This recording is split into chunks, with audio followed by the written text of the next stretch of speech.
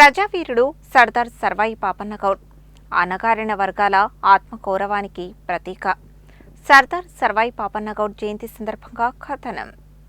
తెలంగాణ చరిత్రలో ధైర్య సాహసాలకు, సామాజిక సమానత్వ భావనకు ప్రతీకగా నిలిచిన మహనీయుడు సర్దార్ సర్వాయి పాపన్న గౌడ్.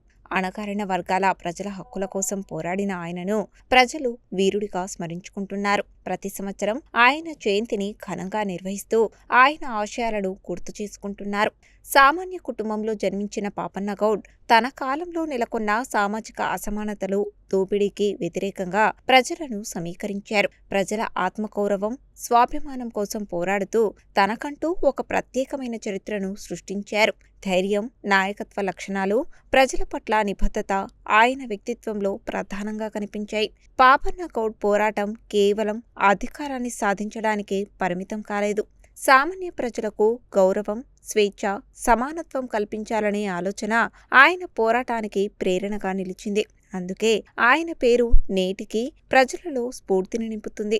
ఆయన జయంతి సందర్భంగా పాపన్న గౌడ్ చరిత్రను యువతకు పరిచయం చేయడం, ఆయన ధైర్య సాహసాలు, సామాజిక న్యాయం పట్ల ఆయనకున్న నిబద్ధతను గుర్తు చేయడం అవసరం. సమాజంలో సమానత్వం, ఐక్యత, ఆత్మగౌరవం పెంపొందించేందుకు ఆయన జీవితం స్ఫూర్తిదాయకంగా నిలుస్తుంది. సర్దార్ సర్వాయి పాపన్న గౌడ్ జయంతి సందర్భంగా ఆయనకు ఘన నివాళులు అర్పిస్తూ ఆయన ఆశయాలను ముందుకు తీసుకువెళ్లడమే ఆయనకు ఇచ్చే నిజమైన గౌరవం. అందరికీ నమస్కారం. బహుజనుల స్ఫూర్తి కేంద్రం సర్వాయి పాపన్న గౌడ్ గారి 376వ శత జయంతి ఉత్సవాలకు అందరికీ శుభాకాంక్షలు. ఈనాడు మనము ఎంతో అభివృద్ధి చెంది ఎన్నో విధాలుగా అవకాశాలు ఉన్నా కూడా రాజ్యాధికారం దిశగా మనం పోలేకపోతున్నాము. కానీ ఆనాటి పరిస్థితులలో బహుజనులందరినీ కూడా సమీకరించి ఒక సాయుధ తిరుగుబాటు చేసి గోల్కొండ కిలాను కొట్టి తను రాజుగా సింహాసనం అధిష్ఠించాడు. అటువంటి గొప్ప వ్యక్తి ఆ రోజులలో ఎలా సాధ్యమైంది అనేది మనకు చాలా స్ఫూర్తిదాయకంగా, ఆదర్శంగా తీసుకోవాలి. మనం ఈరోజు ఆయన శత జయంతి ఉత్సవాలు జరుపుకుంటున్నాము, కానీ ఆయన ఆదర్శాలను పక్కకు పెడుతున్నాం. ఆదర్శాలను మనం ముఖ్యంగా ఆచరించాలి. ఆదర్శం ఏంటిది?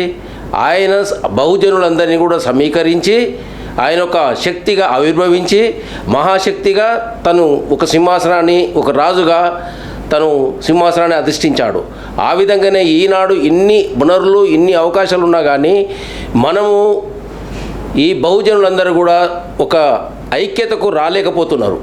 దానికి కారణం మనలో ఉన్నటువంటి చిన్న చిన్న స్వార్థ ప్రయోజనాలు, చిన్న చిన్న మన యొక్క వ్యక్తిగత విషయాలు.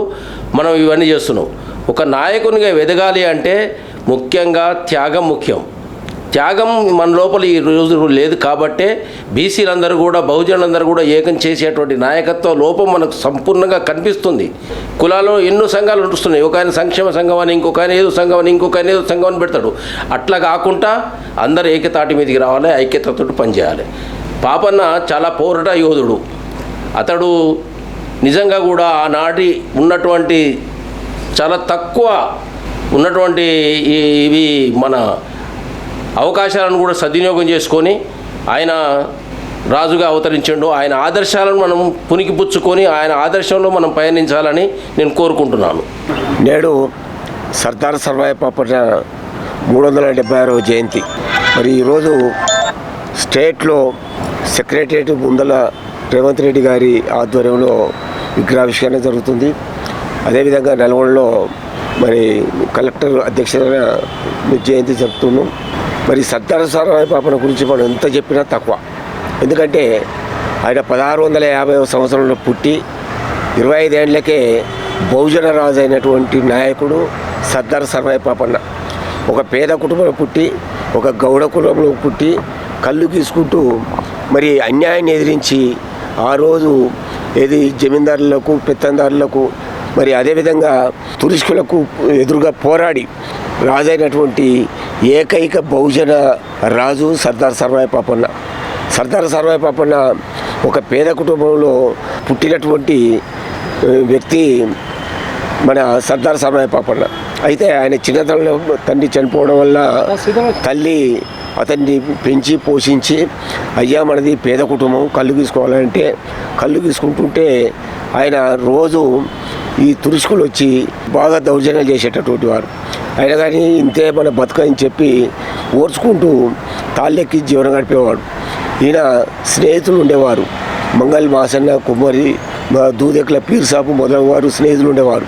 వాళ్ళందరితో స్నేహితం చేస్తుంటే ఒకరోజు తురుష్కులు పన్నులు వసూలు చేసుకుంటూ కళ్ళు తాగి పైసలు లేకుండా పోతుంటే మరి అందులో ఒక స్నేహితుడు ఉండి, అయ్యా మీరు పేద సైనికులు మళ్ళీ యథా ప్రకారమే డబ్బు లేకుండా పోతున్నారని చెప్పి హేళనగా మాట్లాడే వరకు అతన్ని ఆ తురుష్క సైనికుడు తన్నిండు.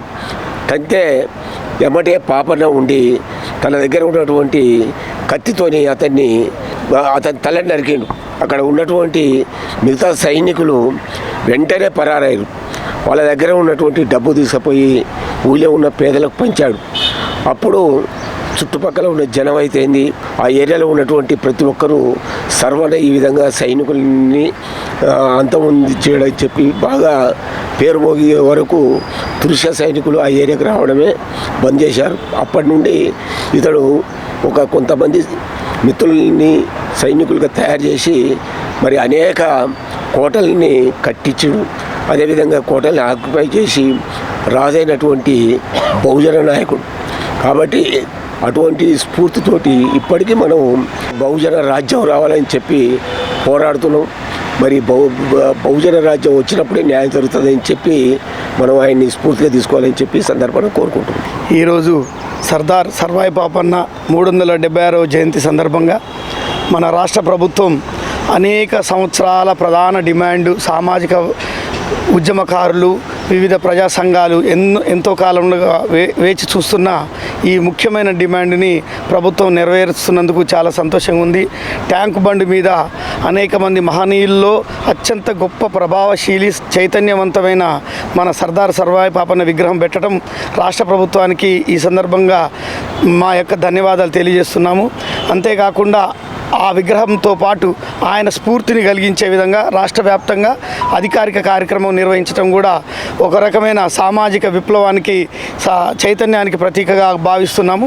భవిష్యత్తులో ఈ తెలంగాణ రాష్ట్రంలో బహుజన రాజ్యం ఏర్పడాలంటే సర్దార్ సర్వాయి పాపన్న వారసత్వాన్ని బహుజనులందరూ ఒక కులానికి పరిమితం చేయకుండా అన్ని వర్గాలకు సంబంధించిన వ్యక్తిగా స్వాతంత్ర పోరాటంలో ఎట్లయితే మన జాతీయ నాయకులు పనిచేసిరో అంతకంటే మించి వీరత్వాన్ని ప్రదర్శించిన వ్యక్తిని మనమందరం జాతీయ నాయకుడిగా గుర్తించాలి.